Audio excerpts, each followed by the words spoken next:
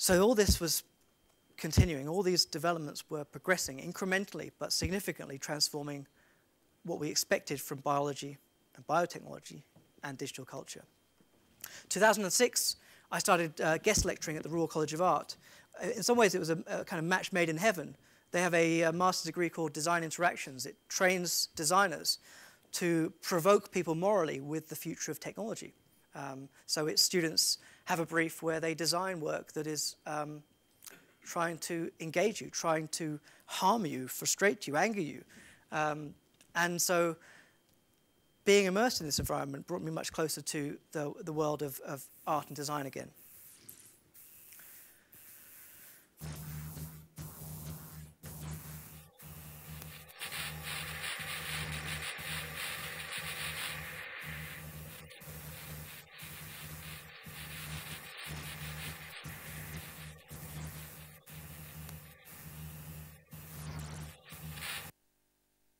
So this work by Tony Dunn and Fiona Raby was one example of what I was seeking for as new narratives on technology.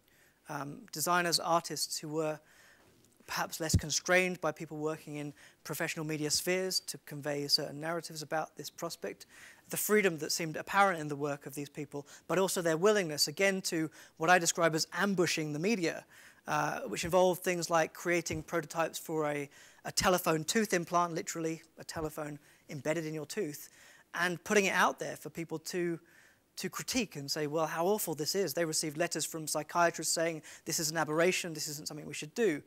But again, propagating the myth that these things were around the corner allowed them a certain latitude that wouldn't have been possible in any other way.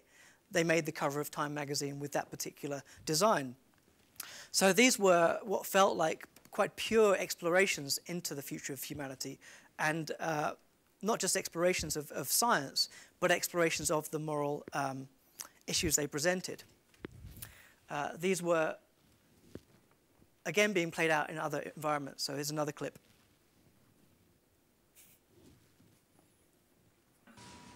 As you might know, I care deeply about stem cell research. In Missouri, you can elect Claire McCaskill, who shares my hope for cures. Unfortunately, Senator Jim Talent opposes expanding stem cell research. Senator Talent even wanted to criminalize the science that gives us a chance for hope.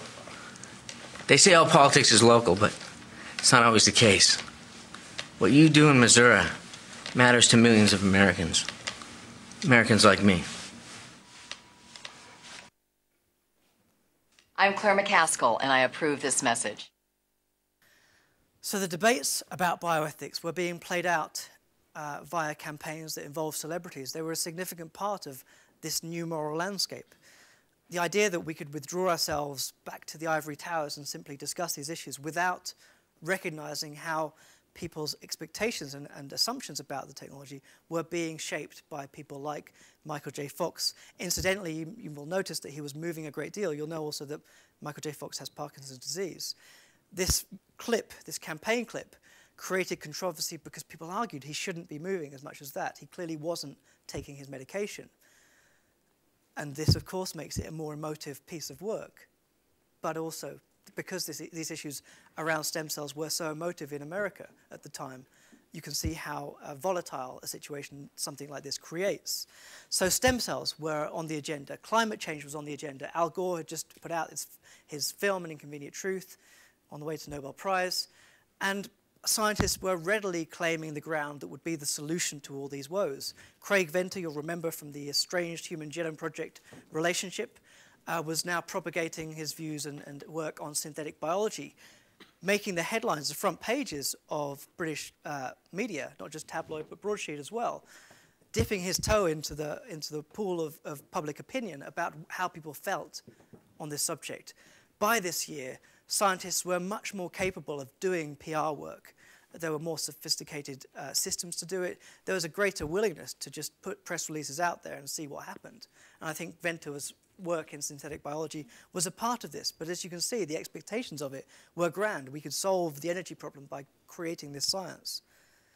So as an academic working in the cultural and philosophical arena, you're led to feeling that this is something that we now need to begin to critique. What relationship do scientists have with policymaking?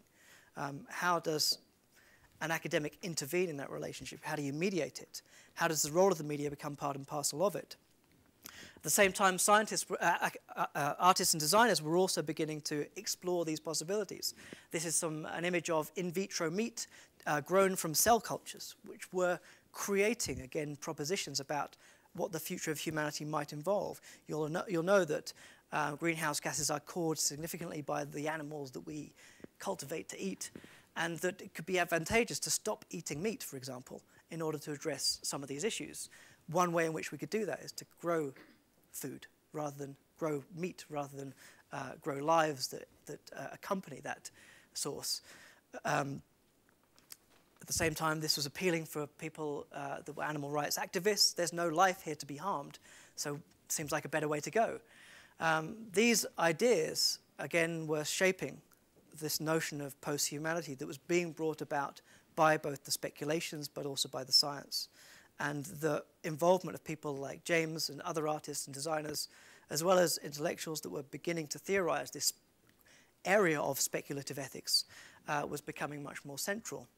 The intersections with digital technology were also becoming more apparent. So this image of what's called a bioprinter, the idea that we could grow new organs or cultivate them, replacement organs for us if we fall ill, was finding greater synergy with digital technologies. In fact, I think we can look at the decade of biotech and see this intimate connection with digitization and the ability to visualize things in digital formats.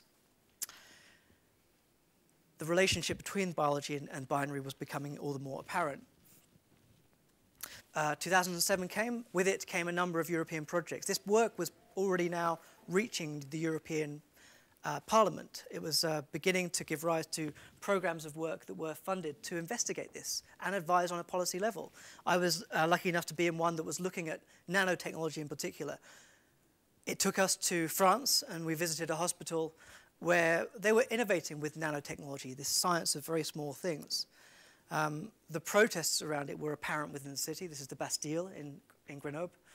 And people's frustration with an area of science that wasn't sufficiently publicly engaged was apparent within the city. We were lucky enough to spend time in a brain surgery.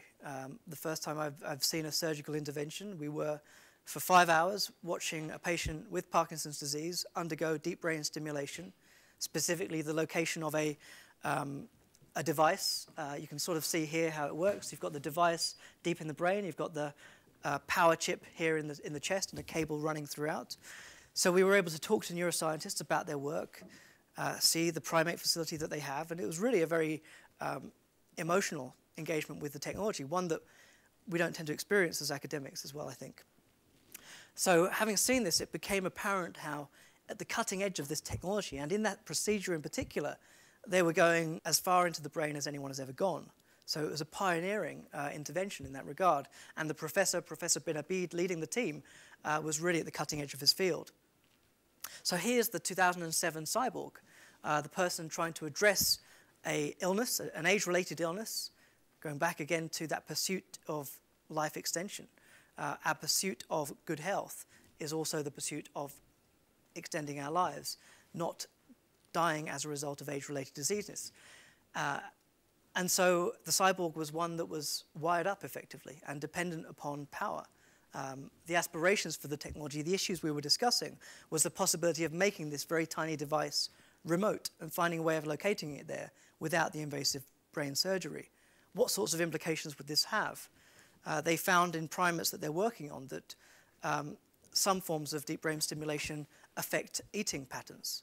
Could we imagine these being used as a way of trying to treat eating disorders? What implications did that have?